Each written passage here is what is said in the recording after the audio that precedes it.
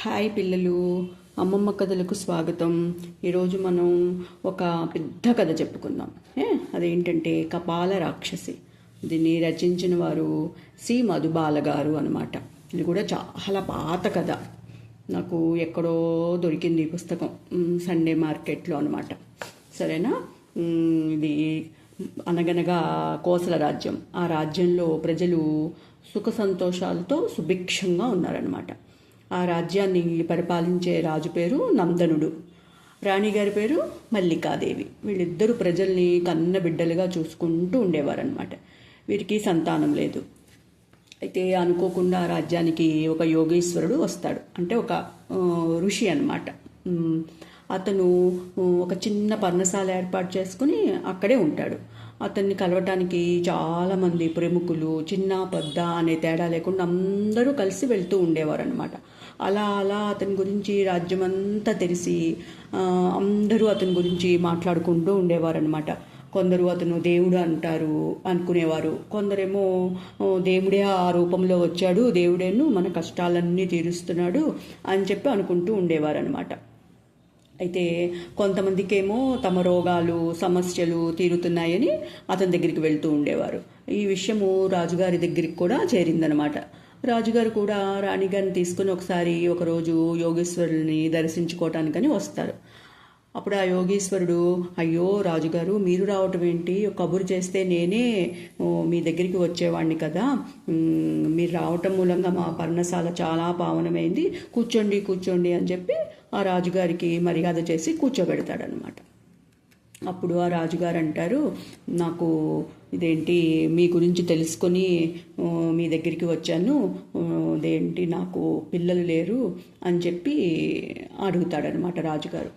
అడిగితే అప్పుడు ఈ యోగేశ్వరుడు ఏం చేస్తాడు, మీకు తప్పకుండా పిల్లలు పుడతారు, ఇదిగోండి మందు పొట్లం ఇస్తున్నాను, తీసుకెళ్ళండి, ఇది పాలల్లో కలుపుకొని మహారాణి గారిని తాగమనండి, అప్పుడు మీకు తప్పకుండా పిల్లలు పుడతారు అని చెప్పి ఆ యోగేశ్వరుడు ఈ రాజు రాణికి చెప్తాడనమాట. అయితే రాజుగారు ఏం చేస్తారు, సరే అని చెప్పి యోగేశ్వరుడు ఇచ్చిన మందు పొట్లను తీసుకుని రాణిగారితో పాటు మళ్ళీ తిరిగి అంతఃపురానికి వచ్చేస్తాడనమాట. అయితే ఈ యోగేశ్వరుడు ఏం చేస్తాడు, నెమ్మదిగా రాజుగారి రాజుగారి యొక్క ఇది కూడా పొంది ఆయన ద్వారాను పర్ణశాలని చాలా పెద్దదిగా చేసుకుంటాడనమాట. చేసుకొని ఇంకక్కడే ఉండిపోతాడనమాట ఆ యోగేశ్వరుడు, రాజుగారు అనుజ్ఞ తీసుకొని. ఈ రాణిగారు ఏం చేస్తారు, ఇంటికి వెళ్ళిన తర్వాత పాలలో ఆ పొడి కలుపుకొని ఆవిడ తాగుతారనమాట. అయితే ఇంకో చోట ఏం జరుగుతుంది, ఒక పెద్ద గుహ ఉంటుందన్నమాట.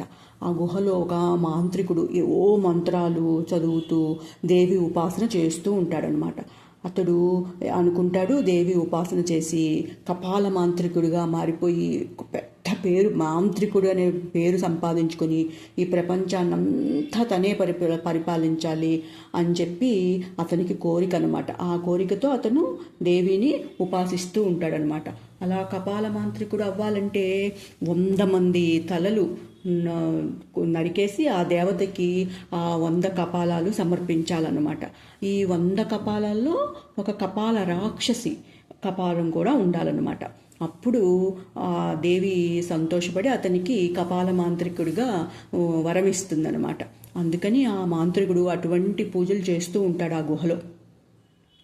అయితే ఈ ఎన్నో వ్యయ ప్రయాసాలకు వచ్చి, అంటే ఎంతో కష్టపడి అతను ఏం చేస్తాడు, ఈ 100 మందిని అంటే 99 మంది, అందులో 99 మందిని వాళ్ళ యొక్క కపాలాలు సేకరించి ఆ దేవికి సమర్పిస్తాడు. కానీ అందులో ఇంకా ఒక్క కపాల రాక్షసి యొక్క కపాలం ఒక్కటే ఆ దేవికి సమర్పించాలన్నమాట. ఇంకా అయితే ఇక్కడ ఏమవుతుంది, ఈ మహారాణి పాలల్లో మందు వేసుకొని తాగింది కదా, ఆవిడ కొన్నాళ్ళకి ఒక మంచి ముద్దుగా ఉండే ఒక మగపిల్లవాడికి జన్మిస్తుందన్నమాట. ఆ రాజ్యంలోని ప్రజలందరూ కూడా చాలా సంతోషిస్తారు.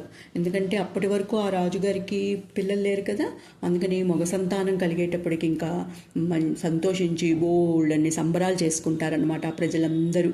ఆ యోగేశ్వరుడికి కూడా ఈ రాజుగారు దర్బార్కి పిలిచి చక్కగా అతనికి కూడా బోల్డ్ అంతా సన్మానం అది చేస్తాడనమాట. చేసి ఆ పిల్లవాడి నక్షత్రము అది చెప్పి జాతకం చెప్పమని అడుగుతారనమాట. అప్పుడు ఆ యోగేశ్వరుడు ఆ పిల్లవాడి జాతకం చూసి ఇంకా తుక్కుమంటాడు. ఎందుకని ఆ పిల్లవాడి చేతిలో అతనికి ఈ మాంత్రికుడికి ఆ పిల్లవాడి చేతిలో చావు ఉంది అని చెప్పి అతనికి అర్థమైపోతుంది అనమాట. ఆ పిల్లవాడి జాతకం చూడగానే ఇంకప్పటి నుంచి ఆ మాంత్రికుడు ఈ యోగీశ్వరుడు ఏం చేస్తాడు, ఆ పిల్లవాడిని ఎలాగైనా సరే చంపించాలని ఎన్నో పథకాలు వేస్తూ ఉంటాడనమాట. ఆ తర్వాత పథకాలు వేస్తూ ఉంటాడు. అతని యోగేశ్వరుడు యొక్క నడకలో కానీ మాటలో కానీ చాలా తేడా వచ్చేస్తుంది అనమాట. ఇంకా ఈ రాజు గ్రహిస్తాడు అదంతా. ఎందుకో యోగేశ్వరుడు ఈ మధ్య అతని మాటలోనూ అతని చేతల్లోనూ ఏదో తేడా వచ్చింది అని చెప్పి రాజుగారు ఏం చేస్తారు, ఇతని వల్ల ఏదో మనకి అపకారం జరగబోతుందని గ్రహించి ఆ పిల్లవాడిని ఎంతో జాగ్రత్తగా ముద్దుగా పెంచుకుంటూ ఉంటారనమాట.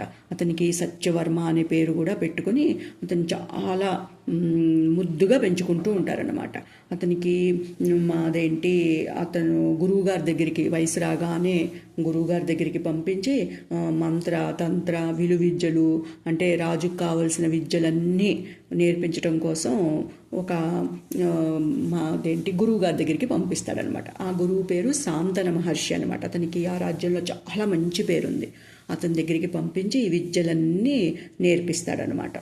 ఈ రాజకుమారుడు ఏం చేస్తాడు, అన్ని విద్యలు నేర్చుకొని ఈ రాజ్యానికి తిరిగి వస్తూ ఉంటాడనమాట.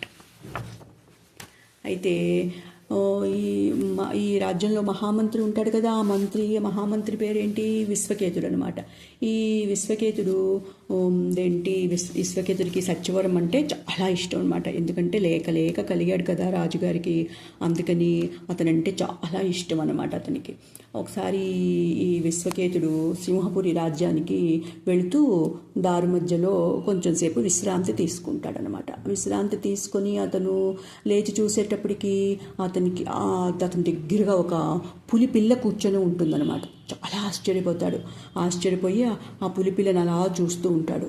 అప్పుడు ఆ పులిపిల్ల మానవ భాషలో అంటుంది, ఓ మంత్రివర్య, మీ రాజకుమారుడికి ఒక కపాల మాంత్రికుడు మీ కపాల మాంత్రికుడు చంపాలి అని చూస్తున్నాడు. కానీ ఆ కపాల మాంత్రికుడి మాంత్రికుడే మీ రాజకుమారుడి చేతిలో చనిపోతాడు.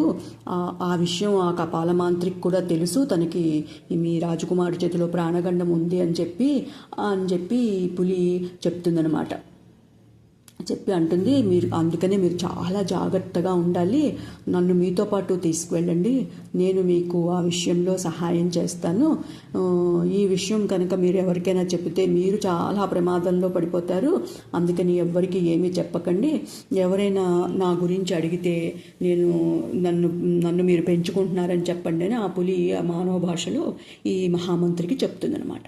అయితే అలా అయితే నేను ఎవ్వరికీ చెప్పను, నువ్వెవరివి ఏమిటి అని ఆ పులిని అడుగుతాడనమాట. అడిగితే అవన్నీ తర్వాత చెప్తాను, కానీ ముందు రాకుమారుడికి రాబోయే ప్రమాదాన్ని గురించి ఆలోచించండి.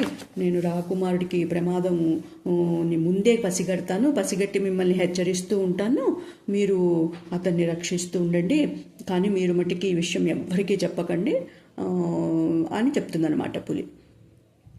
ఆ పులికి పరకాయ ప్రవేశము, మాయలు, మంత్రాలు అన్నీ తెలుసు అన్నమాట.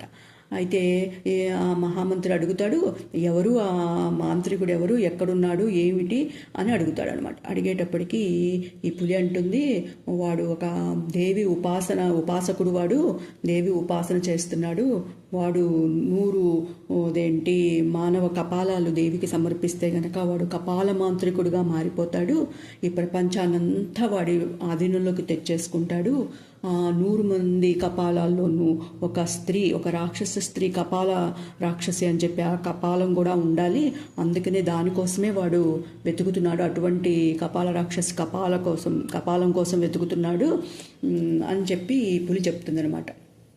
వాళ్ళిద్దరూ కలిసి పులిను ఈ మహామంత్రి కలిసి రాజుగారి ఆస్థానానికి వెళ్తారనమాట.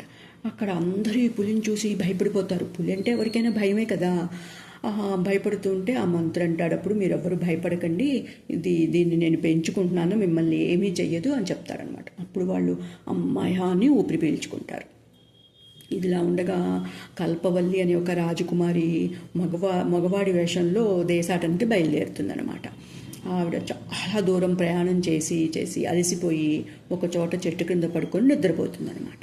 ఆ నిద్రపోయి కొంతసేపటికి లేచి చూసేటప్పటికి ఆమె పక్కన ఒక చిన్న బుడతడు పడుకొని నిద్రపోతూ ఉంటాడనమాట. చాలా ముద్దుగా ఉంటాడనమాట.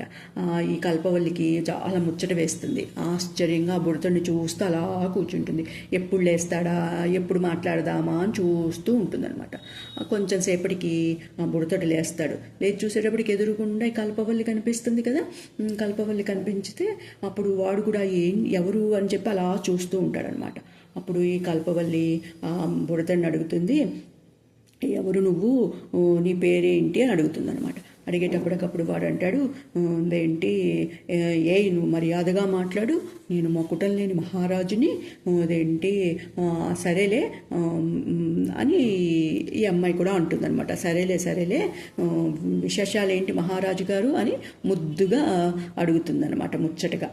అడిగేటప్పటికి నవ్వుతూ అడుగుతుంది. అడిగేటప్పటికి వాడు ఆహా అని గట్టిగా నవ్వి, నా నిజస్వరూపం నువ్వు గ్రహించావు, నాకు సరిపోయే బుడతి కోసం నేను దేశాలు తిరుగుతూ ఉన్నాను అని ఆ బుడతడు అంటాడనమాట. అనేటప్పటికీ అప్పుడు ఈ అమ్మాయికి కల్పవల్లికి చటుక్కున ఒక ఆలోచన వస్తుంది. అయితే మహారాజు గారు మీ పేరేమిటి అని అడుగుతుందనమాట. అడిగేటప్పటికి వాడు అంటాడు, నా పేరు బుడతరాజు, నా రాజ్యానికి నేనే రాజుని, నాకు బుడతరాణి కావాలి, అందుకే నేను దేశాటన చేస్తున్నాను అని అంటాడనమాట. అనేటప్పటికీ అయితే ఆ అమ్మాయి అంటుంది, అయితే మా రాజ్యంలోనూ బుడతరాజులు బుడతరాణులు చాలామంది ఉన్నారు, వారిలో నీకు నచ్చిన బుడతరాణిని పెళ్లి చేసుకుందు కానీ నాతో పాటురా వస్తావా అని అడుగుతుందనమాట. అడిగితే అయితే సరే వస్తాను అని చెప్పి బుడతరాజు అంటాడు. అయితే మరి నేను ఇప్పుడు వెళ్ళట్లేదు మా రాజ్యానికి, నేనేమో దేశాటనకని బయలుదేరాను, దేశాటన అంతా చేసిన తర్వాత అప్పుడు నేను మా రాజ్యానికి వెళ్తాను, మరి అప్పటి వరకు నాతో నువ్వు వస్తావా లేకపోతే వెళ్ళిపోతావా అని అడుగుతుందనమాట. అడిగేటప్పటికీ ఆ బుడతరాజు కొంచెం సేపు ఆలోచించుకొని, ఏంటి నువ్వు బుడతరాణిని చూపిస్తానన్నావు కదా మీ రాజ్యంలోనూ, మీ రాజ్యానికి వెళ్ళేంత వరకు నీతో పాటే నేను కూడా తిరుగుతాను, నన్ను కూడా నీతో పాటు తీసుకెళ్ళు అంటాడనమాట ఆ బుడతరాజు. అనేటప్పటికీ కల్పవల్లి అంటుంది, తప్పకుండాను నేను నా రాజ్యానికి తీసుకుని వెళ్తాను అని చెప్పి ఈ బుడతరాజుతో పాటు గుర్రం ఎక్కి అలాగా ప్రయాణం సాగిస్తుందన్నమాట. అయితే ఆ గుర్రం మీద అలా వెళ్తూ ఉంటే ఈ బుడతరాజు అడుగుతాడు, మరి నువ్వెవరివో ఏంటో, నీ పేరేంటో ఏమీ చెప్పలేదు నాకు అని అడుగుతాడనమాట. అడిగేటప్పటికీ ఆ అమ్మాయి అంటుంది, కల్పవల్లి, నా పేరు కల్పవల్లి, నేను సింహపురి రాకుమార్తెను, నేను నా చదువు అంతా అయిపోయింది, దేశాటన చేయటానికని బయలుదేరాను నేను అని చెప్తుందనమాట.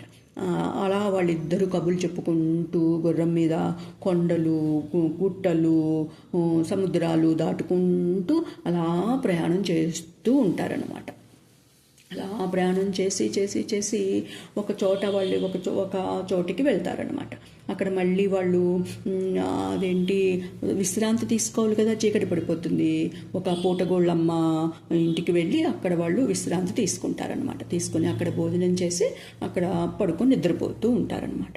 నిద్రపోతూ ఉంటే అదే సత్రంలోనూ కొంతమంది ఇంకా మిగిలిన వాళ్ళు చాలామంది ఉంటారు కదా, వాళ్ళల్లో కొంతమంది గుసగుసా మాట్లాడుకుంటూ ఉంటారనమాట. ఈ బుడతరాజు ఆ గుసగుసలు ఏమిటో, వాళ్ళు ఏం మాట్లాడుకుంటున్నారో వినాలని చాలా ప్రయత్నం చేస్తాడు నిద్రపోకుండా. వాళ్ళు ఏం మాట్లాడుకుంటున్నారు, వాళ్ళు ఏ రాజ్యాన్ని నుంచి వచ్చారు, ఎక్కడికి వెళ్తున్నారు, వీళ్ళు దొంగల మంచివాళ్ళ, ఇట్లా ఆలోచిస్తూ వాళ్ళ మాటలు వినాలని ఎంతో ప్రయత్నం చేస్తాడనమాట. కానీ వాడికి కొన్ని మాటలు వినిపిస్తాయి, కొన్ని మాటలు వినిపించవు అనమాట. ఎంత వాడు చెవి ఒగ్గి విన్నా కూడా వాడికి ఏమి వినిపించదో అర్థం కాదనమాట. అలా వాడు వింటూ ఎప్పుడో వాడి గాఢ నిద్రలోకి వెళ్ళిపోతాడనమాట. తర్వాత తెల్లారు లేచిన తర్వాత ఏం జరుగుతుంది అన్నది రేపు చెప్పుకుందాం, సరేనా మరి? Okay, bye, good night.